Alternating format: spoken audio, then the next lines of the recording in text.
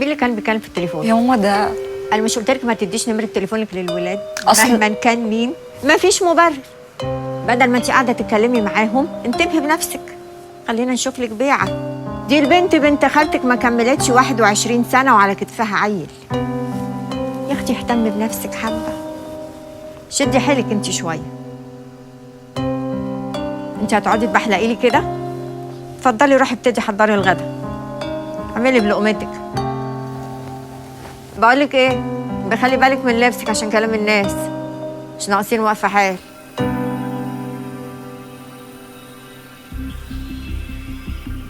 اوعي اشوفك بتلعبي مع الولاد مره تاني.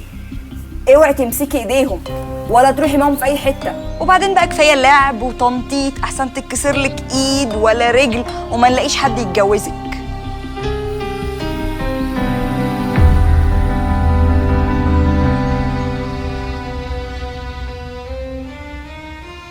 بصي يا حبيبتي، من هنا ورايح عايزاكي تشتغلي معايا في شغل البيت عشان تبقي ست بيت شاطره، عشان الاعلام وحده مش كفايه ونلاقي لك حد يتجوزك.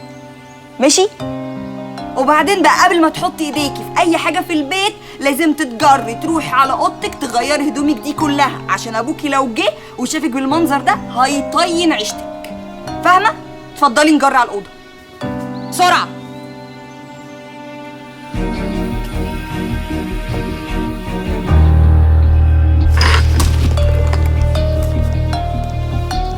اوعي تتكلمي مع الولاد دول كلهم وحشين، ولو اي ولد جه يتكلم معاكي امشي بسرعه وسيبيه.